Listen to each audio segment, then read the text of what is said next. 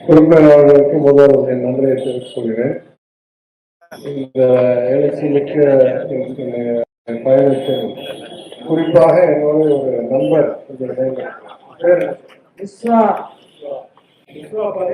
என்னோட உயரமாயிட்டார். மிஸ்வாவை நான் முதல்ல பார்த்தது 2023ஆம் ஆண்டு ஆகஸ்ட் மாதம். அதாவது முதலமைச்சரின் காலை உணவு திட்டம் உருவாக்கும் போது நான் நிதியமைச்சராக இருந்து அதில் ஒரு பங்கு வகித்தவன் என்ற காரணத்துக்காக முதலமைச்சர் அவர்கள் அந்த திட்ட துவக்கத்தை என் தொகுதியிலேயே நடத்தி கொண்டார். நம் தொகுதியிலேயே அப்போ முதல் முறை அந்த உணவு திட்டம் நம் தொகுதியில் ஆரம்பித்து அன்றைக்கே நம் தொகுதியில் இருக்கிற அனைத்து பள்ளிகளுக்கும் அந்த உணவு திட்டம் ஆரம்பித்தது. மாநிலம் முழுவதும் செயல்படுத்துவதற்கு முன் சில இடங்களில் மட்டும் செயல்படுத்தி அதனுடைய விளைவுகளை கண்டறிந்து அதற்கு பிறகு விரிவாக்கம் செய்யலாம் என்பதற்காக செப்டம்பர் 22ஆம் ஆண்டிலிருந்து ஆகஸ்ட் 23ஆம் ஆண்டு வரைக்கும் ஒரு குறிப்பிட்ட பகுதியில் மட்டும் அதை நிறைவேற்றி அதனுடைய திட்ட அம்சங்களை ஆராய்ந்து அதை மாநிலம் முழுவதும் விரிவாக்கம் செய்வதற்கு ஆகஸ்ட் 23ஆம் ஆண்டு முடிவெடுக்கப்பட்டது. அப்ப அனைத்து எம்எல்ஏ அமைச்சர்களை கூப்பிட்டு அலுவலகத்திலிருந்து கூப்பிட்டு சொன்னாங்க, நீங்க ஒவ்வொரு தொகுதியில ஒரு பள்ளியில போய் அங்க இருக்கிற பள்ளியில் பகிர்ந்து கொண்டு விரிவாக்கம். நான் முடியாது, ஏன்னா என் தொகுதியில இருக்கிற எல்லா பள்ளியிலையும் வந்துருச்சு. அதனால நான் என்ன பண்றேன், பக்கத்து தொகுதியில போய் இந்த கலர் பள்ளியில் சேர்ந்து கொண்டிருக்கேன். சரி, நான் அப்படி வந்தா அன்னைக்கு உணவு வருது. ஆனா வெறும் 5ஆம் கிளாஸ் வரைக்கும் இருக்கிற ஆரம்ப பள்ளி பசங்களுக்கு மட்டும்தான் இந்த திட்டம். 78 பள்ளிகள் இருக்கின்றன ஆரம்ப பள்ளிகள். அதில் 28 பள்ளிகள் ஆரம்பம் மற்றும் நடு இல்ல உயர் அதுக்கு மேல் +2 வரைக்கும் ஒரே வளாகத்தில் எடுக்கிறது. அப்போ 50 பள்ளியில வெறும் ஆரம்ப பள்ளி, பாக்கி 28 பள்ளியில ஆரம்ப பள்ளி இந்த வேற ஏதோ ஒரு விளையாட்டில் பாக்கி கிளாஸோட இருக்கு. அதே மாதிரி கல்லர் பள்ளியில் 1ஆம் கிளாஸிலிருந்து 12ஆம் கிளாஸ் வரைக்கும் ஒரே இடத்துல இருக்கு. அப்போ 5ஆம் கிளாஸ் குழந்தைகள் வரைக்கும் உட்கார்ந்து காலை உணவு இருக்கும் போது நம்ம விஸ்வா உட்பட்ட ஒரு 8 பசங்க அந்த பக்கம் நின்று பார்த்துட்டு இருந்தாங்க. நான் ஹெட்மாஸ்டர்கிட்ட கேட்டேன், எப்படி இவங்களுக்கெல்லாம் சாப்பாடு வரல? இல்லை சார், திட்டம் வெறும் 5ஆம் கிளாஸ் வரைக்கும் தான், அதற்கு மேல் இருக்கிறவர்களுக்கு அரசாங்க திட்டம் கிடையாது. நானே ஒரு தங்கும் பள்ளி போர்டிங் ஸ்கூல்ல படித்தவன். எனக்கு ஞாபகம் இருக்கு, சின்ன வயசுல சில நேரம் அங்கு வழங்கின உணவு பத்தாமல் பசி பற்றுது. எனவே எனக்கு தோணுச்சு, எந்த ஒரு ஸ்கூல்ல எந்த ஒரு மாணவருக்கு உணவு வருதோ அனைத்து மாணவர்களுக்கும் வர வேண்டியது தான் நியாயம். இல்லைன்னா சிலர் சாப்பிட்டு சிலர் பார்த்துட்டு இருந்தா அது நல்லதில்லை அப்படின்னு. உடனே ஒரே 1 மணி நேரத்தில் இந்த உணவு திட்டத்தை பாக்கி இருக்கும் 28 பள்ளிகளில் 12ஆம் கிளாஸ் வரைக்கும் யாரெல்லாம் படிக்கிறாமோ அங்கெல்லாம் உணவு வர்றதுக்கு ஏற்பாடு செய்து 22 நாட்களில் அதை செயல்பாட்டுக்கு கொண்டாந்து அன்றையிலிருந்து இன்றைய வரைக்கும் 3.5 ஆண்டுகளில் மதுரை மாநகராட்சியில் மட்டும்தான் இந்த திட்டம் செயல்படுது. ஏதாவது ஒரு குழந்தைக்கு சாப்பாடு வந்தா அனைத்து குழந்தைங்களுக்கும் சாப்பாடு வருது. இதுக்கு செலவு ₹1 அரசாங்கத்துக்கு கிடையாது.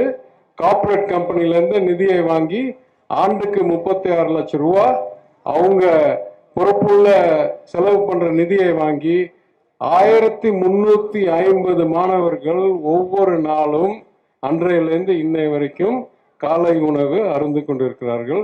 அதுதான் பொறுப்புள்ள செயல், சமூக நீதிக்கு நியாயமான செயல், குழந்தைகளுக்கு நியாயமான செயல். அதுல ஒரு சிறப்பு அம்சம் என்னவென்றால், நம்ம விஸ்வாவை அன்னைக்கு சந்திச்சேன். அப்போ விஸ்வாவை கேட்டேன், ரொம்ப ஒல்லியா இருக்க, உனக்கு எதுவும் சரியா சாப்பிட மாட்டியா? கிட்டத்தட்ட மயங்கி விழுந்துட்டான்.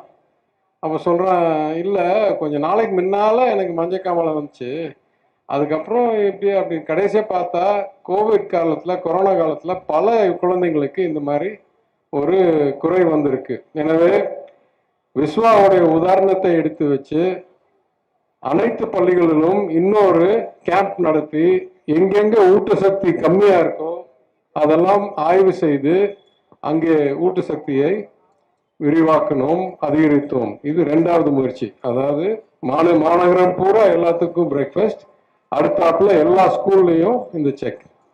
ஆனா இது பாருங்க, இவன் ஒரு ஸ்பெஷல் கேஸ் இல்லடா நீ. என்னன்னா இவன் வெயிட் மாத்திரம் ஏறவே மாட்டேன்ருச்சு.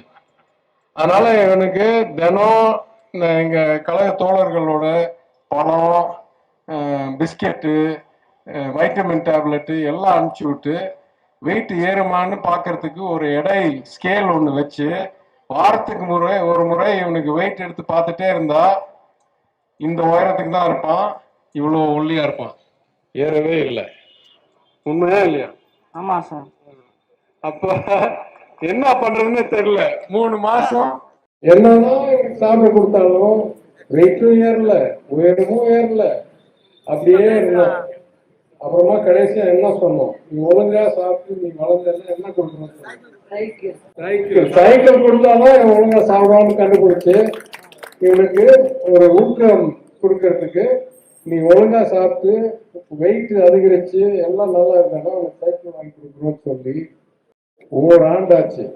ஓராண்டு வரைக்கும் இவனுக்கு பழம், வைட்டமின், பிஸ்கெட்டு, டேட்ஸு, நியூட்ரிஷன் எல்லாம் அனுப்பிச்சு ஓராண்டு கழிச்சு எத்தனை கிலோவுக்கு வந்த நீ? என்ன வெயிட்டுக்கு வந்த? எத்தனை கிலோ எடைக்கு வந்த? 39 கிலோவுக்கு வந்தான். ஆரம்பத்துல 28 வந்தான். அதனால அதற்கு பிறகு என்ன வாங்கி கொடுத்த? சைக்கிள். எங்க இருக்கு சைக்கிள்? வீட்டுல இருக்கா? கொண்டாந்து இருக்கணும்ல இங்க. அதனால இவனுக்கு அப்புறம் என் வீட்டுக்கே கூப்பிட்டு வந்து சைக்கிள் வாங்கி சைக்கிள் கொடுத்து. என்ன கிளாஸ்ல இருக்க இப்ப நீ? 9th sir. எப்படி போற தினம் ஸ்கூலுக்கு? சைக்கிள்ல. அதே சைக்கிள்ல தான் ஸ்கூலுக்கு போயிட்டு இருக்காப்புல விஸ்வா. ஏன் சொல்ல வரேன்னா, ஒரு தவறான ஒரு விளைவு இல்லை குறைவான ஒரு விளைவு ஒரு இடத்தில் கண்டறிந்தால் அதை திருத்துவது 5 நிமிஷத்துலையோ 10 நிமிஷத்துலையோ 1 மாசத்துலையோ விஸ்வாவோட கேஸ்ல கிட்டத்தட்ட 1 வருஷம் கழிச்சு தான் வளர ஆரம்பித்தான், ஒழுங்கான வெயிட் வந்தான். எனக்கு இருக்கிறதுலே பெரிய மகிழ்ச்சி. இன்னைக்கு பாருங்க விஸ்வா, நீ நீ உயரமா நான் உயரமாடா? யார் உயரம் ஜாஸ்தி? இன்னுமா? சரி, அடுத்த தடவை நான் பார்க்கறதுக்குள்ள இவன் 10ஆம் கிளாஸ் 11ஆம் கிளாஸ் போகிறதுக்குள்ள உறுதியா இவன் என்னோட உயரமா இருப்பான். அவன் சைக்கிள் எப்படி ஓட்டி இருக்குன்னு பார்த்துட்டு பாரு, கையெல்லாம் இப்போ நல்லா இருக்கா? காமிடா, பெரிய கையை தூக்கு. அந்த அளவுக்கு சிறப்பாக இருக்கான் விஸ்வா. இந்த பகுதிக்கு வரும்போது இந்த பழைய நினைவுகள், பழைய விளைவுகள் தெரிய வருவதில் மகிழ்ச்சி அடைந்து இந்த கூட்டத்தை ஏற்பாடு செய்த அனைத்து நல்ல உள்ளங்களுக்கும், உடன்பிறப்புகளும், நிர்வாகிகளும், வாக்காளர் பெருமக்களும், தோழமை கட்சிகளும், அவர்களுடைய நிர்வாகிகளும், உங்கள் அனைவருக்கும் என் நன்றியை தெரிவித்து நான் உரையை முடித்துக் கொள்கிறேன். நன்றி, வணக்கம்.